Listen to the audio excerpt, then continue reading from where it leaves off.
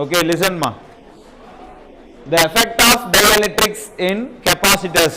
இதுதான் பார்க்க போறோம். Dielectric means ephonite, paper, mica, oil இதெல்லாம் சொல்லுவோம். சரியா? இந்த dielectrics நம்ம ஒரு கெபாசிட்டருக்கு இன்சைட்ல இன்சர்ட் பண்ண போறோம். ஆஃப்டர் என்னென்ன எஃபெக்ட் நடக்குது அப்படின்றத பார்க்க போறோம். அதுல ஃபர்ஸ்ட் கேஸ் வந்து பாத்தீங்கன்னா கேஸ் 1 கேஸ் 2 இருக்கு. ஸோ ஃபர்ஸ்ட் கேஸ் தான் நம்ம பார்க்க போறோம். ஸோ இதுல பாத்தீங்க அப்படின்னா when capacitors சரிங்களா when the capacitors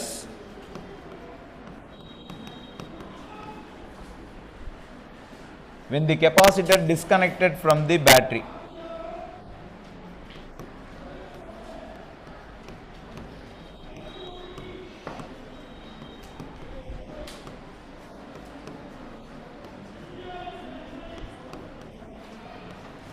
so இதுதான் பார்க்க போறோம். இது ஒரு இம்பார்ட்டன்ட் 5 மார்க் மா.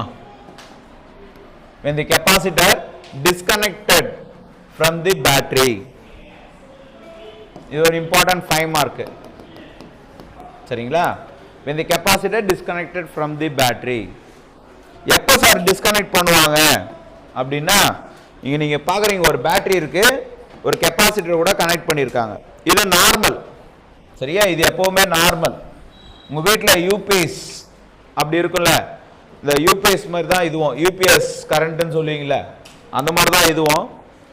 இப்போ வந்து ஒரு ஃபேனுக்கு இருக்கலாம், இல்லைன்னா ஒரு எலக்ட்ரிக் மோட்டாருக்கு இருக்கலாம்.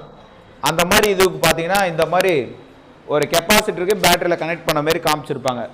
பேட்டரியுடைய பாசிட்டிவ் நாபை பாசிட்டிவ் பிளேட்டுக்கும் பேட்டரியுடைய நெகட்டிவ் நாபை நெகட்டிவ் பிளேட்டுக்கும் அப்ளை பண்ணா இந்த இ நாட்ன்றது நிறைய பேருக்கு டவுட் இருக்கும். இ நாட் மீன்ஸ் இந்த இடத்துல வேக்கம் தான் இருக்கும். வேக்கம்னா எம்டியா இருக்கும்.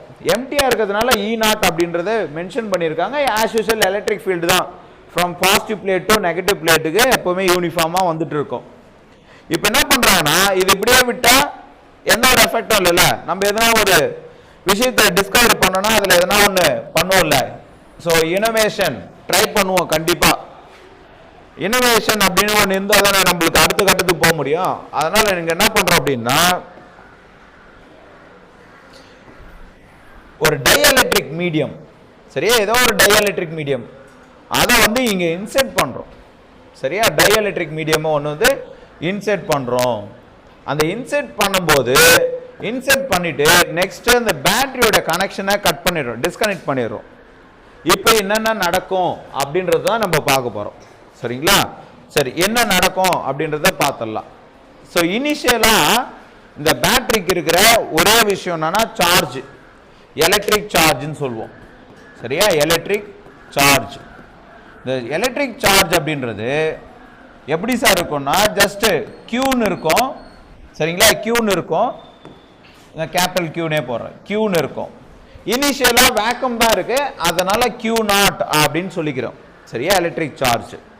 நெக்ஸ்ட் இந்த பேட்டரியில இருந்து பொட்டன்ஷியல் டிஃபரன்ஸ் அப்ளை பண்ணிருக்கிறதுனால எலக்ட்ரிக் பொட்டன்ஷியல்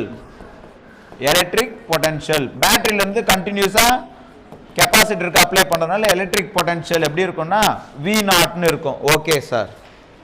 அப்போனா இதுக்கு அடுத்தது என்ன வரும்? Capacitance of the capacitor. அதை எப்படி சார் சொல்லணும்னா சி நாட் அப்படின்னு சொல்லலாம். இது ஃபார்முலா. நான் சி நாட்ன்றது டைரக்டா எழுதுறேன். கெப்பாசிட்டன்ஸ் ஆஃப் தி கெப்பாசிட்டர் என்னவா இருக்கும் அப்படின்னா Q நாட் பை V நாட்னு இருக்கும்.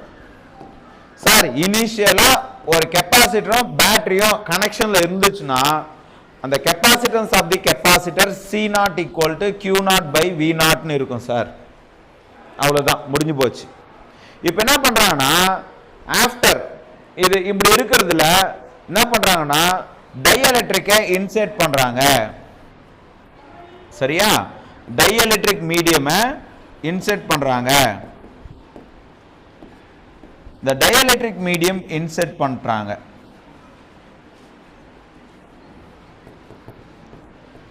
இன்சர்ஷன் இல்ல இன்செர்டட்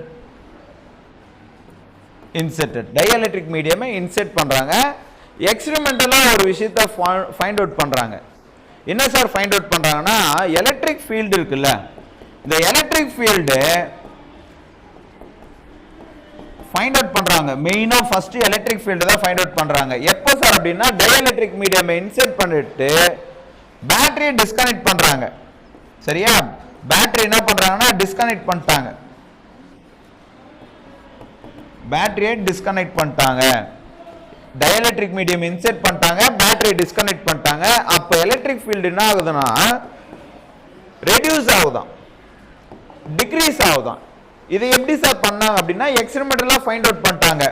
அப்போ எப்படி எழுதலாம் சார்னா E ஈக்குவல் டு, ஏன் சார் ஈன்னு எழுதுறீங்க, E நாட்னு தானே எழுதணும் அப்படின்னா அதை தான் சொல்றேன். E நாட்னு முன்னாடி இருந்தது எப்போ பேட்டரியோட கனெக்ஷன்ல இருக்கும்போது எலக்ட்ரிக் ஃபீல்டு. நீங்க ஆஃப்டர் நீங்க இந்த டயஎலக்ட்ரிக் இன்சர்ட் பண்ணதுக்கு அப்புறமா இங்க என்ன ஆச்சு அப்படின்னா எலக்ட்ரிக் ஃபீல்டு டிக்ரீஸ் ஆச்சு. பிகாஸ் இந்த எலக்ட்ரிக் ஃபீல்டு இருக்கு பாத்தியா, இந்த எலக்ட்ரிக் ஃபீல்டாண்ட இந்த ரிலேட்டிவ் பெர்மிட்டிவிட்டி இங்க எழுதுறோம் பாருங்க. இந்த எப்சிலான் சஃபிக்ஸ் ஆர்ன்றது ரிலேட்டிவ் பெர்மிட்டிவிட்டி அப்படின்னு சொல்லுவோம். Relative permittivity. சரியா? இந்த ரிலேட்டிவ் பெர்மிட்டிவிட்டி அப்படின்றத ஒன்று இன்ட்ரோடியூஸ் பண்ணும்போது எலக்ட்ரிக் ஃபீல்டு டிக்ரீஸ் ஆகுது சார். எலக்ட்ரிக் ஃபீல்டு டிக்ரீஸ் ஆகுது. இது எக்ஸ்பெரிமெண்டல் மூலமா ஃபைண்ட் அவுட் பண்ணிட்டாங்க. அப்படியா? இது எப்படி டிக்ரீஸ் ஆகுதுன்னு எழுதணும்ல. சின்ஸ் நம்மளுக்கு தான் தெரியுமே, கேஸ்க்கும் எம்டியா இருக்க இடத்துக்கு மட்டும்தான் எப்சிலான் சஃபிக்ஸ் ஆர் அதாவது relative permittivity 1. Other medium, all other மீடியம்க்கு greater than 1. Epsilon suffix r greater than 1 அப்படின்றதுனால எலக்ட்ரிக் ஃபீல்டு என்ன ஆகுது அப்படின்னா E வந்து எப்படி இருக்கு அப்படின்னா லெஸ்ஸர் தென் E நாட்டா இருக்கு. அப்படின்னா என்ன அர்த்தம்? டயஎலக்ட்ரிக் மீடியம் இன்செர்ட் பண்ணதுக்கு அப்புறம் டிக்ரீஸ் ஆயிடுச்சு, அதுக்கு முன்னாடி அதிகமா இருந்தது. அப்ப எலக்ட்ரிக் ஃபீல்டு இங்க டிக்ரீசஸ்னு எழுதிடுறேன். Electric field decreases, decreased, decreases. So கம்மியாயிருச்சு, ஞாபகம் வச்சுங்க. எலக்ட்ரிக் ஃபீல்டு என்ன ஆயிடுச்சு? டிக்ரீஸ் ஆயிடுச்சு. Okay sir. இப்போ எலக்ட்ரிக் ஃபீல்டு டிக்ரீஸ் ஆனதுனால எலக்ட்ரிக் பொட்டன்ஷியல் எதுனா ஆகுமானா நிச்சயமா சேஞ்ச் வரும். ஏன் சார்னா பேட்டரி தானே எலக்ட்ரிக் பொட்டன்ஷியல் தருது. அப்போ எலக்ட்ரிக் பொட்டன்ஷியல் என்ன சார் ஆகும்? எலக்ட்ரிக் பொட்டன்ஷியல் ஜெனரலா எப்படி சார் எழுதுவீங்க அப்படின்னா V equal to E into electric field into distance between two plates. Two plate distance பிட்வீன்னா சொல்லுவோம்னா D, ஸ்மால் டின்னு சொல்லுவோம். இது V மாதிரி தருதா? இது V தான், capital V, E into D. சரியா? நல்லா கவனிச்சிங்க. இது potential difference electric field to distance. Sir எனக்கு தான் எலக்ட்ரிக் ஃபீல்டு தெரியுமே, E naught, E equal to E naught by epsilon R தானே. ஏன்னா ஆஃப்டர் இன்சர்ஷன் தானே டயஎலக்ட்ரிக். அப்போ இன்ட்டு D. நான் எப்படி எழுதுறேன்னா V equal to E naught by epsilon r அப்படின்னு எழுதணும் பத்தியா. இப்போ E naught into D V naught by epsilon suffix ஆர்னு எழுதிடுறேன். அப்படியா? அப்படின்னா இப்போ என்ன ஆயிருக்கும்? இந்த வோல்டேஜ் அப்படின்றது பொட்டன்ஷியல் டிஃபரன்ஸ்னா சார் ஆயிருக்கும் அப்படின்னா டெஃபினட்டா டிக்ரீஸ் தான் ஆகும். ஏன்னா ரிலேட்டிவ் பெர்மிட்டிவிட்டியால என்ன இருக்கு? டிவைட் தான் இருக்கு. அப்போ இங்க எலக்ட்ரிக் ஃபீல்டுன்னா இருக்கும் டிக்ரீஸ் ஆயிருக்கும். Sorry, potential difference, electric potential decreases.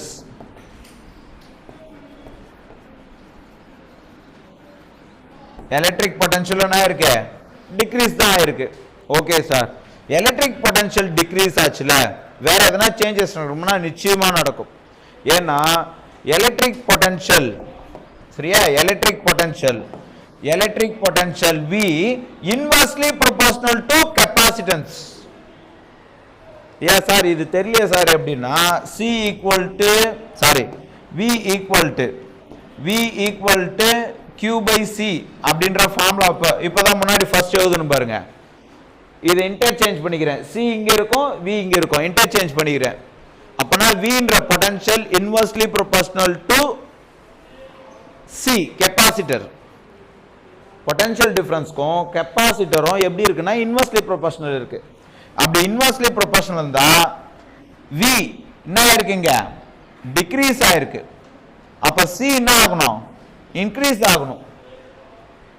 V degrees ஆயிருக்கு, C என்ன ஆகணும், இன்க்ரீஸ் ஆகணும்.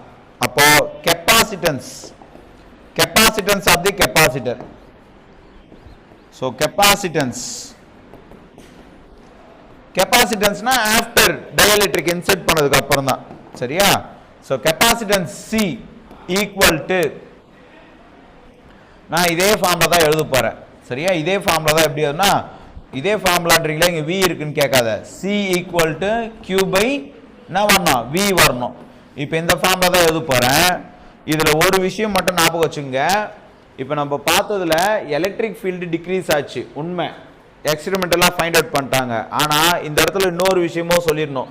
என்ன சார் அப்படின்னா, இந்த எலக்ட்ரிக் சார்ஜ் இருக்கு பார்த்தியா, electric charge remains constant. Electric charge Q0 அப்படின்றது ரிமைன்ஸ் கான்ஸ்டன்ட். இது எதுவுமே சேஞ்ச் பண்ண முடியாது. ஏன்னா சார்ஜ்ன்றது அது ஸ்டோரேஜில் இருக்கிறது, அது எதுவுமே சேஞ்ச் ஆகாது, அது ரிமைன்ஸ் கான்ஸ்டன்ட். அதனால நான் இங்கே எதுக்கு அப்படி சொல்றேன்னா, நீங்க சீன் எழுதுனாலும் Q0 தான் எழுதணும். சரியா? பை என்ன எழுதணும், இங்க V அப்படின்னு எழுதிக்கலாம். சரியா? இங்க Q0 மட்டும் ஏன் எழுதுனீங்க அப்படின்னு கேட்பீங்களே, Q0 மாற்ற முடியாது. சரியா? அதை மாற்ற முடியாது, ஏன்னா அது எப்பவுமே கான்ஸ்டன்டா இருக்கும், ரிமைன் கான்ஸ்டன்ட். இப்போ V தெரியும் நம்மளுக்கு, C equal to Q0 divided by V ஓட வேல்யூ என்ன sir, V0 by epsilon R sir.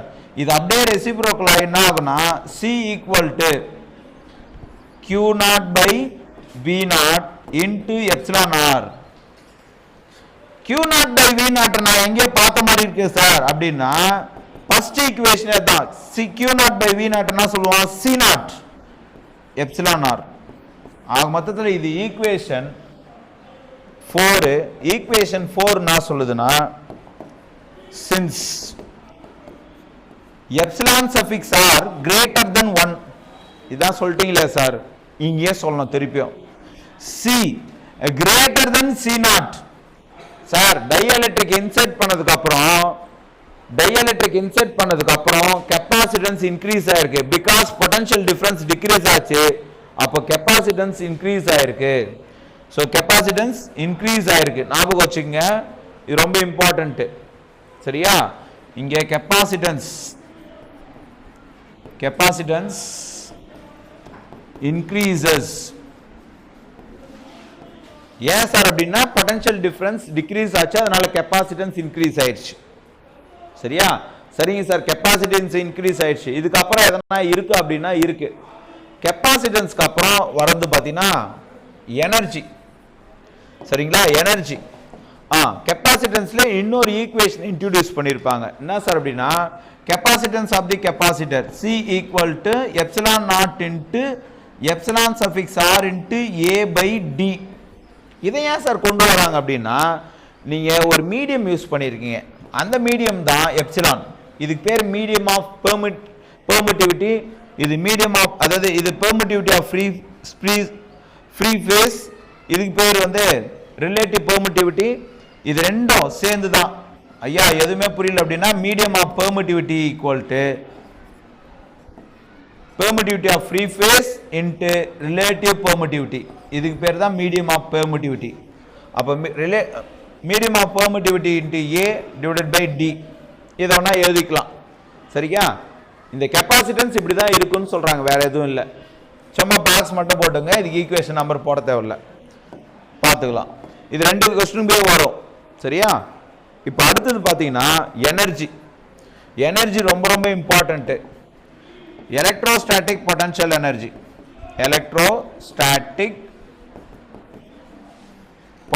Energy.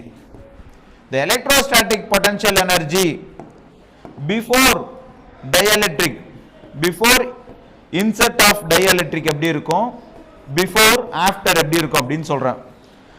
U not அப்படின்னா before, அது எப்படி இருக்குன்னா 1/2 into Q0 square by C0. இதுல இன்னொரு ஃபார்முலா இருக்கு, 1/2 into C into V square. அந்த ஃபார்முலா நான் இங்க யூஸ் பண்ண மாட்டோம், மறந்துட்டு இருப்பீங்கன்னு நினைக்கிறேன். 1/2 into C into V square ஒரு ஃபார்முலா இருக்கு. இதை ஏன் இங்க யூஸ் பண்ணல அப்படின்னா, இங்க charge remains constant, capacitance increase ஆயிருக்கு. இதை பத்தி தான் பேசுவோம், இதை பத்தி பேச மாட்டோம். அதனால இந்த ஃபார்முலா மட்டும் தான் யூஸ் பண்ணோம். அப்படியா? ஆஃப்டர் கெப்பாசிட்டர், ஆஃப்டர் யார் டைஎலக்ட்ரிக் இன்செர்ட் பண்ணதுக்கு அப்புறம் ஆஃப்டர், சரியா? ஆஃப்டர் எப்படி நடக்கும்? இதே ஈக்குவேஷன் தான் sir. U equal to 1/2, correct தான் சார். Q0 அப்படின்றது ரிமைன்ஸ் கான்ஸ்டன்ட், அது அப்படியே தான் இருக்கும், இதை மாற்றவே முடியாது, சரியா? ஆனால் இதை மாற்றலாம். C0 அப்படின்றது என்னவா இருக்கும் சார் அப்படின்னா, இந்த இடத்துல C0 அப்படின்றது இங்கே சொல்லியிருப்போம். எஸ், இது C தானே எடுத்துனுப்போம். ஒரே நிமிஷம். C, எஸ் C தான் இருக்கும். கெப்பாசிட்டன்ஸ், ஏன்னா கெப்பாசிட்டன்ஸ் எப்போவுமே இப்படி தான் இருக்கும். So Q0 square divided by C. சியோட வேல்யூ என்ன இருக்குன்னா C0 இன்ட்டு எப்சிலான் சஃபிக்ஸ் ஆர்னு இருக்கும், சரியா? C0 into epsilon suffix R இருக்கும். ஸோ இதில் பார்க்கும்போதே நம்மளுக்கு ஒரு விஷயம் தெரிஞ்சிருக்கும், இது மேலே இருக்கிற அப்படியே ஈக்குவேஷன் தான் இது. அப்போ U equal to U0 by epsilon suffix R, equation 6 நினைக்கிறேன், 5. ஸோ சின்ஸ்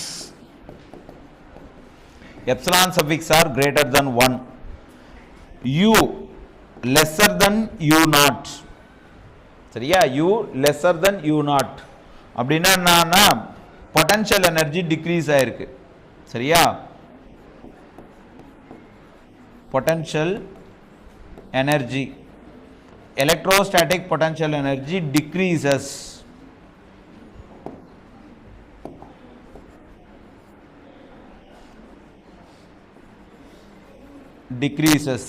சரியா? electrostatic potential decreases. மா இவ்வளோதான் இந்த கொஸ்டின், சரியா? இந்த கொஸ்டின் ஃபினிஷ்ட் ஆகுது. இதை ஒன் மோர் டைம் அப்படியே சொல்லிடுறேன், பார்த்துக்கோ. ரொம்ப சின்னது பண்ணிட்டணும்.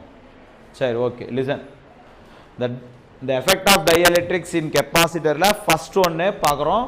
when the capacitors disconnected from the battery. Capacitor இருக்கு எப்பவுமே பேட்டரிக்குள்ள கனெக்டட் தான், ஆனால் அதை டிஸ்கனெக்ட் பண்ணிட்டு சேம் டைம் ஒரு டைஎலக்ட்ரிக்கை இன்சைட் பண்ணால் என்னென்ன சேஞ்சஸ் வருதுன்னு பார்க்குறோம். இனிஷியலாக கெப்பாசிட்டன்ஸ் ஆஃப் தி கெப்பாசிட்டர் எப்படி இருக்குன்னா Q0 பை V0 இருக்கும், C0 equal to Q0 by V0 இருக்கும். இது ஜென்ரல்.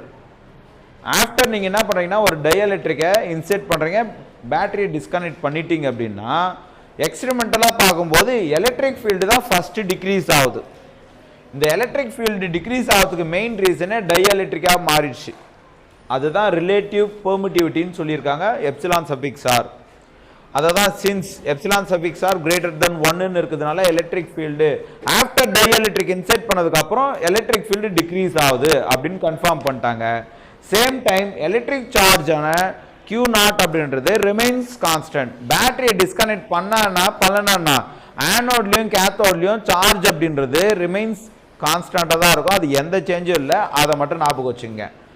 எலக்ட்ரிக் பொட்டன்ஷியல் என்ன சார் ஆகும்? எலக்ட்ரிக் ஃபீல்டு கம்மியாகும் போது எலக்ட்ரிக் பொட்டன்ஷியலும் டிக்ரீஸ் தான் ஆகும். பிகாஸ் இந்த V equal to E into D அப்படின்னா பொட்டன்ஷியலும் எலக்ட்ரிக் ஃபீல்டு டைரக்ட்லி ப்ரொபோஷனல் இருக்குது. அப்போ நிச்சயமாக எலக்ட்ரிக் ஃபீல்டு டிக்ரீஸ் ஆச்சுன்னா பொட்டன்ஷியலும் டிக்ரீஸ் ஆகும். அதை தான் திருப்பியும் ஒன் மோர் அகெயின் சொல்லியிருப்பாங்க, இந்த எலக்ட்ரிக் ஃபீல்டு டிக்ரீஸ் ஆகுறத. எலக்ட்ரிக் ஃபீல்டு டிக்ரீஸ் ஆச்சுன்னா இன்னொரு விஷயம் கண்டிப்பாக இன்க்ரீஸ் ஆகும் சார்னா எது சார் அப்படின்னா கெப்பாசிட்டன்ஸ். ஏன் சார் அப்படின்னா போத் ஆர் இன்வெர்ஸ்லி ப்ரொபோஷனல். அந்த இங்கே இருக்கிற பொட்டன்ஷியலும் கெப்பாசிட்டன்ஸும் இன்வெர்ஸ்லி ப்ரொபோஷனல். அப்போது எலக்ட்ரிக் பொட்டன்ஷியல் டிக்ரீஸ் ஆச்சுன்னா கெப்பாசிட்டன்ஸ் டெஃபினட்டாக இன்க்ரீஸ் ஆகும். அதே அந்த ரூல்ஸை யூஸ் பண்ணுறோம். அப்படி பார்க்கும்போது கெப்பாசிட்டன்ஸ் ஆஃப் தி கெப்பாசிட்டர் என்ன ஆகுதுன்னா இன்க்ரீஸ் ஆகுது டைஎலக்ட்ரிக் மீடியமே இன்செர்ட் பண்ணதுக்கப்புறம். அப்படியா? இப்போ இன்க்ரீஸ் ஆகுது அப்படின்னா ஸோ அது இப்படி கூட எழுதலாம், C equal to epsilon into epsilon R into A by D அப்படின்னு எழுதலாம். இதை எங்கே நீங்கள் பார்த்துருப்பீங்கன்னா எனர்ஜி ஸ்டோர்டு இந்த கெப்பாசிட்டரில் பார்த்துருக்கலாம். அதுக்கப்புறம் அதுக்கு முன்னாடி கெப்பாசிட்டன்ஸ் ஆஃப் தி கெப்பாசிட்டர் அப்படின்ற ஈக்குவேஷன்லேயே இந்த ஈக்குவேஷனை பார்த்துருக்கலாம். இங்கே ஒரு மீடியம் யூஸ் பண்ணதுனால பெர்மிட்டிவிட்டி ஆஃப் மீடியம் எப்சிலான் அப்படின்றத டைரெக்டாக எழுதலாம். அது எப்படி சார் இருக்கும்னா epsilon equal to epsilon naught into epsilon ஆர்னு இருக்கும். ஸோ இப்படி எழுதிட்டு இது கெப்பாசிட்டன்ஸ் முடிஞ்சு போச்சு. லாஸ்ட்டாக எலக்ட்ரோஸ்டாட்டிக் பொட்டன்ஷியல் எனர்ஜி எப்படி இருக்கும் அப்படின்னு பார்க்கணும். இனிஷியலாக அப்படி தான் இருக்கும். U naught equal to 1/2 into Q naught whole square by C. இந்த கெப்பாசிட்டன்ஸ் அப்படின்றது நீங்கள் டைஎலக்ட்ரிக் இன்செர்ட் பண்ணதுக்கப்புறமும் எப்படி இருக்கும், பண்ணாதுக்கு முன்னாடி எப்படி இருக்கும் அப்படின்னு பார்த்தீங்கன்னா வேக்குமாக தான் இருக்கும் ஆக்சுவலாக. சரி சொல்கிறேன், இது மட்டும் சொல்கிறேன். சின்னு இருக்கும். இதுக்கப்புறமா சியோட வேல்யூ என்னன்னா சி நாட் இன்ட்டு எப்சிலான் ஆர்னு இருக்கும். ஸோ எனக்கு Q naught by C naught whole square இது இருக்குல்ல, இது மட்டுமே பார்த்தீங்கன்னா V நாட்னு U நாட்னு எடுத்துப்போம். சரியா, U நாட்னு எடுத்துப்போம். பை எப்சிலான் ஆர் அப்படியே இருக்கும். ஸோ இந்த இடத்துல எலக்ட்ரோஸ்டாட்டிக் பொட்டன்ஷியல் எனர்ஜியும் டிக்ரீஸ் தான் ஆகும். ஏன் சார் அப்படின்னா மீடியம் ஆஃப் பெர்மிட்டிவிட்டி, இந்த ரிலேட்டிவ் பெர்மிட்டிவிட்டி வந்து கிரேட்டர் தென் 1ன்னு இருக்குது. அப்போ டிவைடில் இருக்குது. நிச்சயமாக இங்கே பொட்டன்ஷியல் எனர்ஜியும் டிக்ரீஸ் ஆகும். நம்ம பார்த்த டாப்பிக்கில் இந்த டாப்பிக்கில் ஃபஸ்ட்டு விஷயம் சார்ஜு கான்ஸ்டன்ட்டு. சரியா, சார்ஜ் வந்து கான்ஸ்டண்ட்டாக இருந்தது. ரெண்டாவது விஷயம் எலக்ட்ரிக் ஃபீல்டு என்ன ஆயிடுச்சு, டிக்ரீஸ் ஆயிடுச்சு, டிக்ரீசஸ். எலக்ட்ரிக் ஃபீல்டு டிக்ரீஸ் ஆச்சு. அடுத்தது எலக்ட்ரிக் பொட்டன்ஷியலும் ஆல்சோ டிக்ரீசஸ் தான். சரியா, electric potential also decreases. Capacitance increases, capacitance increases. இந்த இடத்துல லாஸ்ட்டாக பொட்டன்ஷியல் எனர்ஜி டிக்ரீசஸ் ஆயிருக்கு. சரியா, நீங்கள் பேட்டரியை டிஸ்கனெக்ட் பண்ணதுக்கப்புறம் ஒரு விஷயம் கான்ஸ்டண்ட்டாக இருக்குது, அது சார்ஜ். ஒரு விஷயம் இன்க்ரீஸ் ஆகிருக்கு, அது கெப்பாசிட்டன்ஸ். 3 விஷயம் டிக்ரீஸ் ஆகும். ஒன்று electric field, another one electric potential, last one electric potential energy. இது 3மே டிக்ரீஸ் ஆகும். ஓகேங்களா, இது ஒரு இம்பார்ட்டன்ட் 5 மார்க்கு எழுதிக்கங்க.